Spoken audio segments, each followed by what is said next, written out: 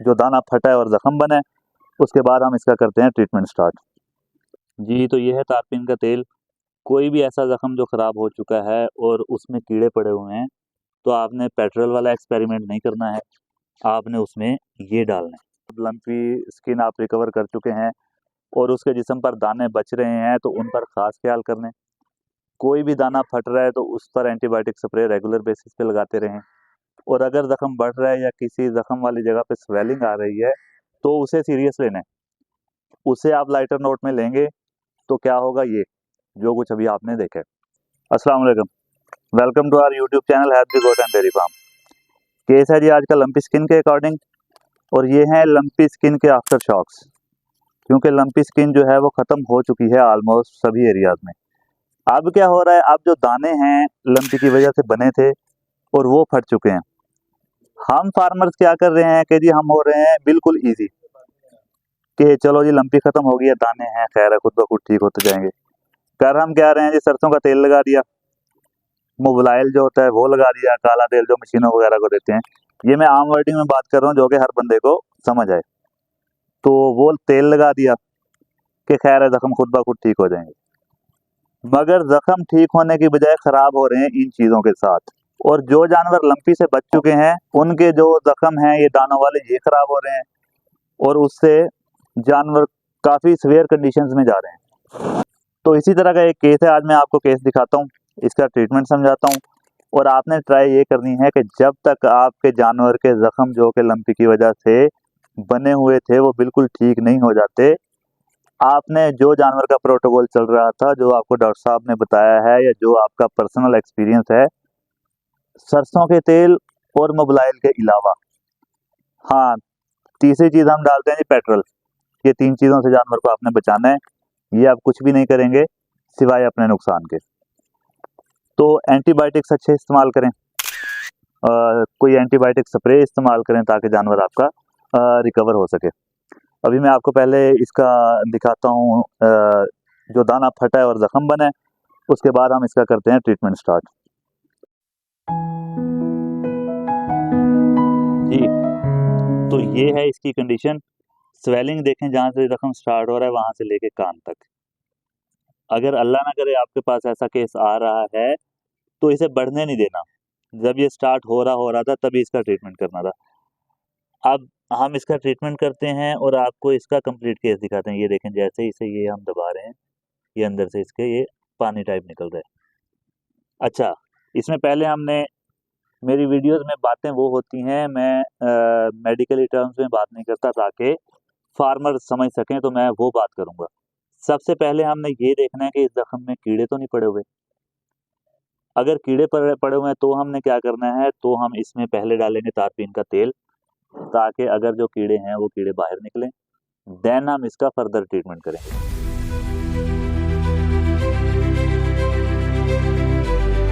जी, तो ये है तारपीन का तेल।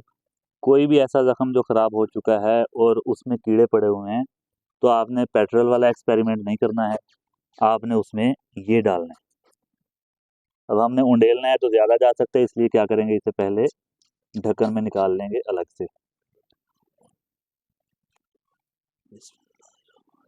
मुंह पे थोड़ा कर रहा है।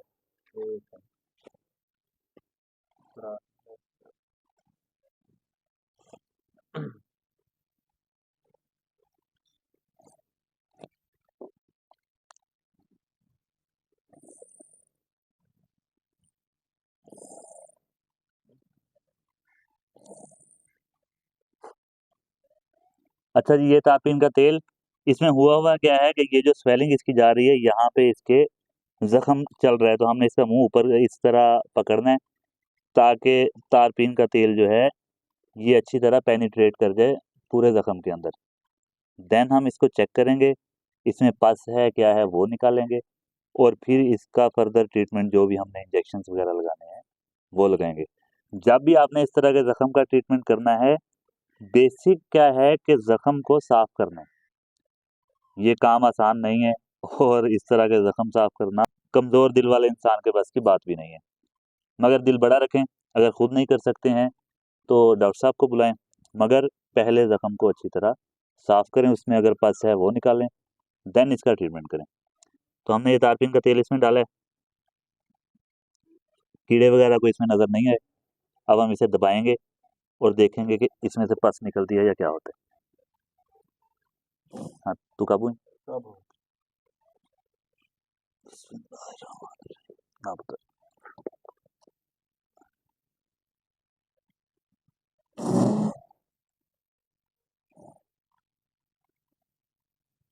एक मिनट देखो दो जो कीड़े शीड़े तो नहीं निकलते, क्या बुला रहे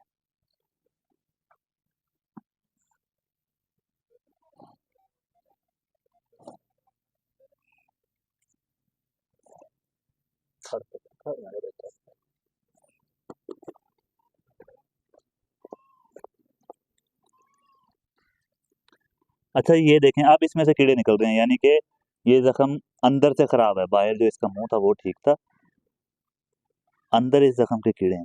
अब इस जख्म के शो हुए हैं कीड़े, अब जो खुद निकल रहे हैं ठीक है, देन आपके पास ये इंस्ट्रूमेंट होना चाहिए। इसके साथ आप उनको ग्रिप करेंगे और बाहर निकालेंगे।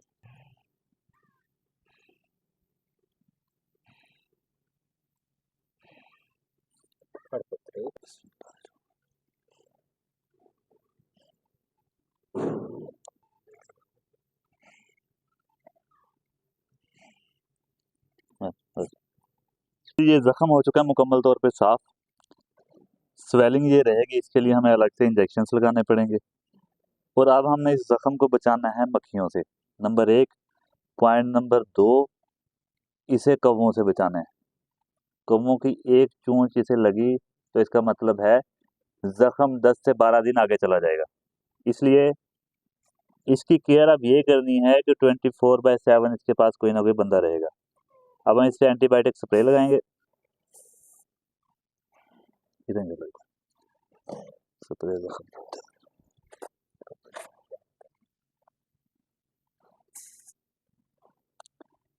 ये देखें, अगर इस कंडीशन में है तो इसका मुंह ऐसे आपने पकड़ना है कि एंटीबायोटिक स्प्रे आप जो भी लगा रहे हैं वो जख्म के अंदर पेनिट्रेट करे, सिर्फ आपने मुंह के ऊपर नहीं लगा देनी जी। तो इसके बाद नंबर आता है जी इंजेक्शंस का, कि इसे इंजेक्शंस कौन से लगाने हैं। सबसे पहले आप इसे लगाएंगे सबकट डोरामेक्टम। ये डोरामेक्टम अच्छा है इसलिए मैं लगा रहा हूँ, आप इसे रिप्लेस कर सकते हैं एवरमेक्टन के साथ, यानी कि जो आपके पास नाम आपको मिलेगा आईमेक या के आईमेक प्लस, इस नाम के साथ आपको मिलेगा। मैं अभी डोरामेक्टन लगाऊंगा, वो इसे हमने लगा देना है 3 ml तक। डोरामेक्टन लगाना किससे है सबकट, ये बकरियों के अकॉर्डिंग आपको वीडियो मिल जाएगी यूट्यूब चैनल पे, मगर बड़े जानवर को पहली दफ़ा लगाने लगे हैं। नीडल सबकट वाली नहीं है, नीडल बड़ी है, तो इसके लिए जिल्द खींचनी है। जिल्द को अच्छी तरह खींच के उसके बाद आपने इंजेक्ट करनी है नीडल। नीडल इंजेक्ट हो गई, बिल्कुल सुकून से लगाना है। उसके बाद आपने इसे ये देखें, पीछे की तरफ खींच के देखना है, अगर इसमें ब्लड आ जाए देन ये सब कट नहीं लगी हुई। आप जिस तरह इसमें ब्लड नहीं आ रहा तो ये ठीक लगी हुई है। उसके बाद हम इसे इंजेक्शन लगाएंगे। इसके बाद हमने इसे और लगाना है जी 5 ग्राम। 5 ग्राम हम लगाएंगे जख्म खुश्क करने के लिए, मगर ये अकेला नहीं लगाएंगे, इसमें हम डालेंगे एवल एंटी एलर्जिक। लगाना किस तरह मैं आपको ये समझा देता हूँ। एवल हम लेंगे 10 ml,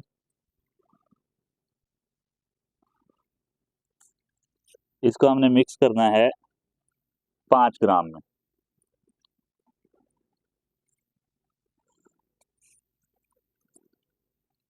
ये हो गया, इसे थोड़ा सा आप हिला लेंगे। 5 ग्राम एवल में मिक्स करना है।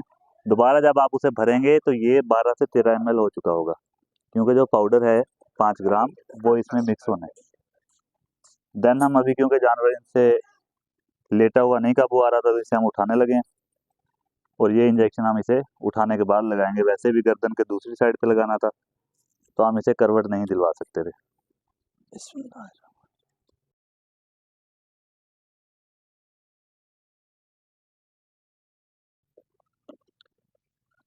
जी, तो ये इसे लग चुका है 5 ग्राम एवल मिक्स करने के बाद। बस एवरमेक्टन या डोरामेक्टन जो भी आप लगाएंगे वो आपने रिपीट नहीं करना है। 1 वीक, 1 हफ्ते के बाद रिपीट करेंगे। और 5 ग्राम में एवल मिक्स करके ये आपने 3 से 5 दिन लगातार लगाना है। पॉइंट नंबर 3, जब तक जख्म ठीक नहीं होता है, स्प्रे लाउड साइड से, जब तक जख्म ठीक नहीं होता है, टेराजिन स्प्रे या इसके अलावा आपके पास जो भी अच्छी एंटीबायोटिक स्प्रे है, ये आपने दिन में 3 से 4 दफा लगानी है। इस कंडीशन में जब जख्म जा चुका होगा, ये वाला प्रोटोकॉल फॉलो करेंगे, देन जख्म ठीक हो पाएगा, अदरवाइज नहीं होगा। तो ये था आज का ट्रीटमेंट। उम्मीद करते हैं ये वीडियो आपके लिए इन्फॉर्मेटिव साबित हुई होगी। इसी तरह अगर आपके पास भी कोई ऐसा केस आया था जो लंपी स्किन वाला था और अब लंपी स्किन आप रिकवर कर चुके हैं और उसके जिस्म पर दाने बच रहे हैं, तो उन पर खास ख्याल करने। कोई भी दाना फट रहा है तो उस पर एंटीबायोटिक स्प्रे रेगुलर बेसिस पे लगाते रहें। और अगर जख्म बढ़ रहा है या किसी जख्म वाली जगह पे स्वेलिंग आ रही है, तो उसे सीरियस लेना है। उसे आप लाइटर नोट में लेंगे तो क्या होगा, ये जो कुछ अभी आपने देखा है। अगर आपके फार्म पर कोई भी इशू आ रहा है, आप किसी बीमारी के अकॉर्डिंग जानना चाहते हैं या आपको वैक्सीनेशन के अकॉर्डिंग इन्फॉर्मेशन चाहिए, तो आप हमारे व्हाट्सएप नंबर पर कांटेक्ट कर सकते हैं। व्हाट्सएप नंबर हमारा आपकी स्क्रीन पे शो हो रहा है, 030678399907। इसके अलावा आप हमारे यूट्यूब चैनल पे किसी भी वीडियो पे कमेंट कर सकते हैं, टिकटॉक पर कमेंट कर सकते हैं। हमारी फर्स्ट प्रायोरिटी ये होती है कि हम जैसे ही फ्री हों कमेंट्स का रिप्लाई करें, व्हाट्सएप पर आए हुए मैसेजेस का रिप्लाई करें और फार्मर से कंटिन्यूसली टच में रहें जब तक कि उनके जानवर ठीक ना हो जाएं। तो मिलते हैं इंशाल्लाह अगली किसी वीडियो में, तब तक के लिए अपना और अपने जानवरों का रखिएगा बहुत सारा ख्याल। अल्लाह निगहबान।